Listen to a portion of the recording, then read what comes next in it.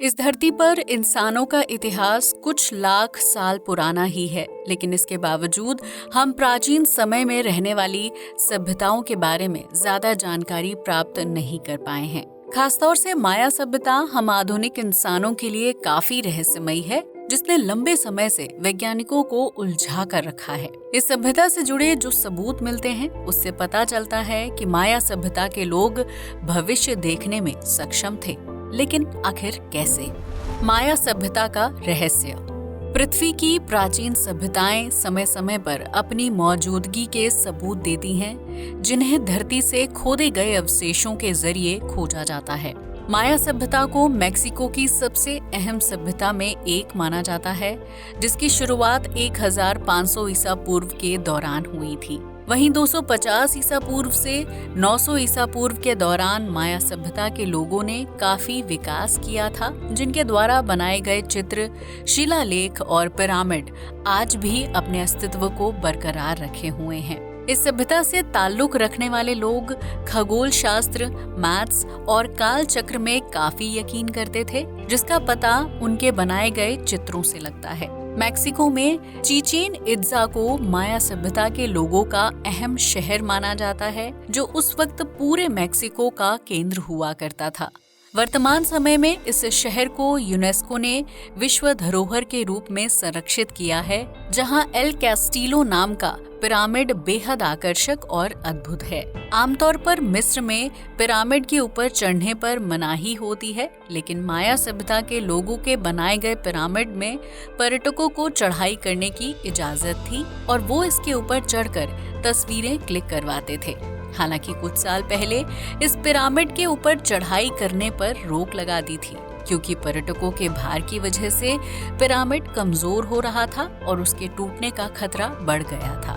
माया सभ्यता के लोग बहुत बड़े इलाके में रहते थे, जो प्रकृति प्रेमी थे, और उन्होंने प्रशांत महासागर के तटीय इलाकों में भी अपने गांव बनाए थे। माया सभ्यता के लोग कैलेंडर पर विश्वास करते थे, जिसके तहत हर 394 साल बाद बागतुन नाम के काल का अंत होता है और एक नए काल की शुरुआत होती है।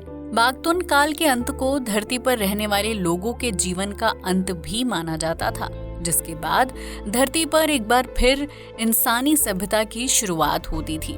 माया सभ्यता के कैलेंडर के अनुसार धरती पर 13वां बागतुन काल 21 दिसंबर 2012 को खत्म हुआ था, जिसके तहत धरती पर तबाही होने और इंसानी आबादी के खत्म होने की भविष्यवाणी की गई थी। इसी माया सभ्यता के कैलेंडर की वजह से कई लोगों ने साल 2012 को धरती का आखिरी साल मान लिया था, जिसके ऊपर हॉलीवुड मूवी भी बन चुकी है। लेकिन साल 2012 में धरती पर ऐसी कोई घटना नहीं घटी थी। हालांकि ये बात अलग है कि बीते कुछ सालों में धरती पर जलवायु परिवर्तन की वजह से भूकंप, ज्वालामुखी विस्फोट, बाढ़ और सुनामी जैसी प्राकृतिक आपदाओं में वृद्धि हो रही है। कई लोगों का मानना है कि माया सभ्यता के लोगों की भविष्यवाणी पूरी तरह से गलत नहीं थी, बल्कि उन्होंने इंसानों के अंत की शुरुआत की तिथि को उजागर किया था। मेक्सिको में माया सभ्यता से जुड़े जो सबूत मिलते हैं, उसमें ब्लू होल का भी जिक्र हुआ है। मध्य अमेरिका के समुद्री इलाके में ब्लू होल एक गोलाकार गुफा है, जिसे 20वीं शताब्दी के बाद से इंसान इस्तेमाल कर रहे हैं।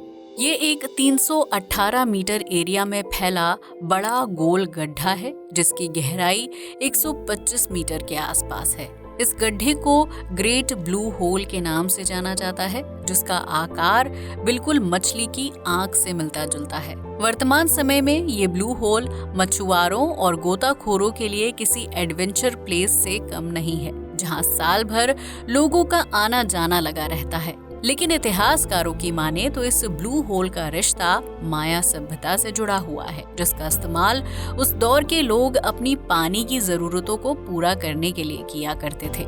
लेकिन 800 से 900 ईसा पूर्व के दौरान इस ब्लू होल एरिया में भयानक सूखा पड़ गया था, जिसकी वजह से माया सभ्यता के लोगों को पानी की कमी का सामना करना पड़ा था और ये सभ्यता विनाश की ओर बढ़ने लगी थी। दरअसल माया सभ्यता के लोग कृषि पर आधारित जिंदगी जीते थे, जिसकी वजह से उन्हें फसलों की सिंचाई के लिए पानी की जरूरत होती थी।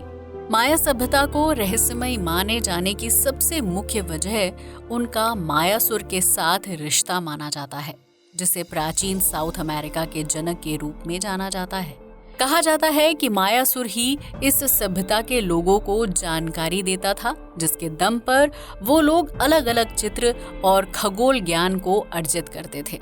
इस मायासुर की वजह से माया सभ्यता के लोगों के पास अविश्वसनीय शक्तियां हुआ करती थीं, जिसकी वजह से वो भविष्य को लेकर सटीक बातों की जानकारी हासिल कर सकते थे।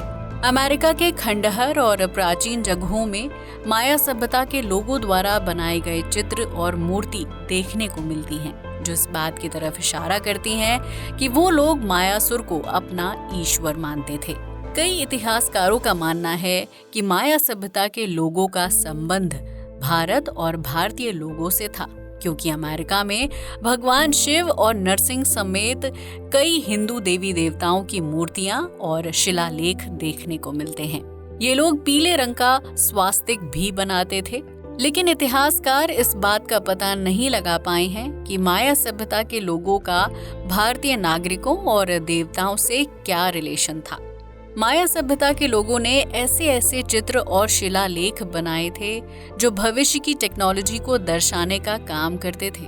कई लोगों का मानना है कि माया सभ्यता का रिलेशन एलियंस से था, जो उन्हें भविष्य से संबंधित चीजों की जानकारी देते थे और वो लोग उस जानकारी को चित्र के रूप में उकेर देते थे। इस सभ्यता में शासन कैसे चलता था, इसे लेकर कोई खास जानकारी नहीं है, लेकिन अब तक माया सभ्यता से जुड़े जो सबूत मिलते हैं उससे पता चलता है कि इस सभ्यता में पुरुष सत्ता चलती थी। हालांकि कई बार राजा की मौत हो जाने पर रानियां भी शासन किया करती थी। वहीं राजा के बाद उसका पद परिवार के सबसे बड़े बेटे को सौंप दिया जाता था, जो अपनी सभ्यता और उससे जुड़े लोगों के हित के लिए अहम फैसले लेता था।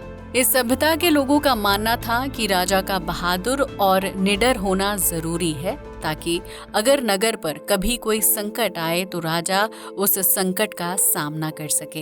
एक बहादुर राजा को ही सभ्यता की देखरेख और उससे जुड़े फैसले लेने का अधिकार था, जबकि डरपोक राजा को कार्यभार नहीं सौंपा जाता था।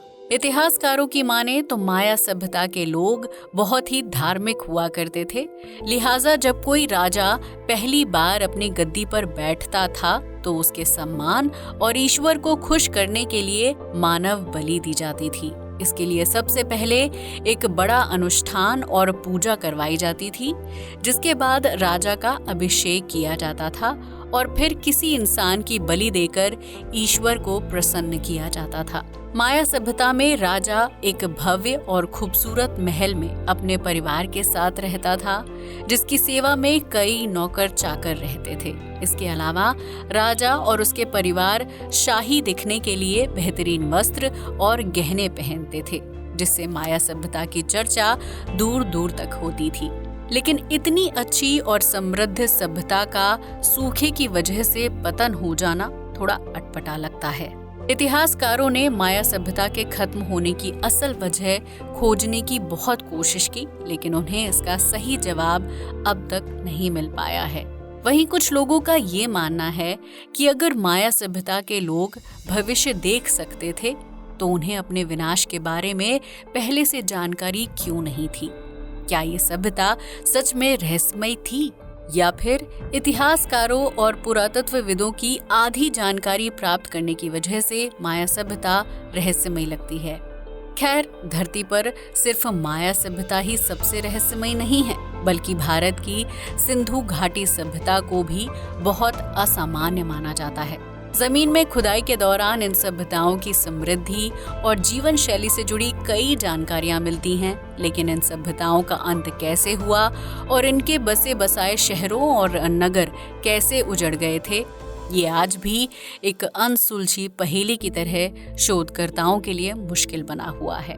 तो अब तो आप समझ ही गए होंगे कि माया सभ्यता को रहस्यमय क्यों माना जाता है और इसके अंत से जुड़ी वजह को आज तक क्यों नहीं खोजा गया। आज के लिए बस इतना ही। जय हिंद दोस्तों।